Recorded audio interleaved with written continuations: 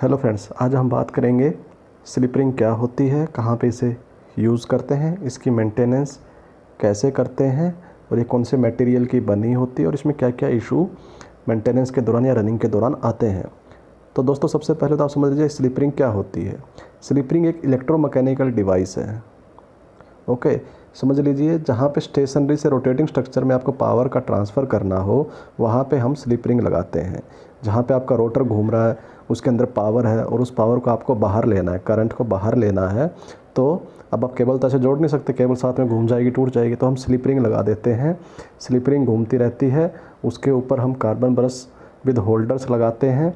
तो जो slip ring के अंदर करंट रोटर की केबल आके लगती है और उससे जो करंट होता है वो कार्बन ब्रश लेके और आपके जैसे आपने कोई LRS यूज कर रखा है या कोई दूसरा रिएक्टेंस मेथड यूज कर रखा है उसमें वो डाल देते हैं। मतलब पावर को हम एक्सट्रैक्ट करते हैं रनिंग मोटर से और हमारे एक स्टार्टिंग सर्किट में हम डाल देते हैं। ये मोटा मोटा एक स्लिप रिंग का दोस्तों ये जो डायग्राम में मैंने दिखाया है आपको, ये एक स्लिप रिंग का स्ट्रक्चर है। इसके अंदर ब्रशेज़ हैं, होल्डर है, स्प्रिंग है, जो कि ये स्प्रिंग है जो कि एक होल्डर के ऊपर होल्डर में लगा रहता है, ब्रश के ऊपर प्रेशर बनाता है और ब्रश हमारा स्लिप रिंग पे यहाँ पे अटैच रहता है। तो ये एक नॉर्मल एक कॉन्फ़िगरेशन है स्लिप रिंग की। तो आइए हम देखते हैं। ये एक नॉर्मल स्लिप रिंग है दोस्तों। इसमें RYB जो आपके फेसेस रहते हैं उसके हिसाब से इसमें 3 रिंग रहती हैं। ये आपकी एक रिंग है, ये आपकी दूसरी रिंग है, ये आपकी तीसरी रिंग है। एक को आप R मान लीजिए, एक को Y और एक को B। रोटर से जो आपकी लीडें आएंगी वो इसी रिंग के RYB 3 कनेक्टर निकलेंगे, उस पर लग से टाइट हो जाएंगे। कई जगह पे ये ब्रेजिंग होती है। अगर दोस्तों स्लिप रिंग आपकी मोटर पे लगी है और उसमें कार्बन ब्रश अच्छे से नहीं रगड़ खा रहे हैं तो इस कंडीशन की कई बार स्लिप रिंग हो जाती है।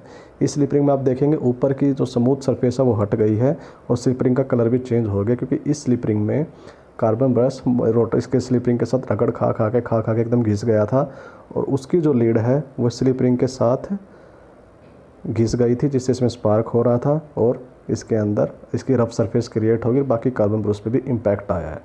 तो अगर हम अच्छे से मेंटेनेंस नहीं कर पा रहे हैं या किसी वजह से हमारा कार्बन ब्रश टूट के उसके अंदर का वायर अगर निकल गया है तो इस तरह के हैजार्ड्स आते हैं और इससे ब्रेकडाउन हमारा बढ़ जाता है।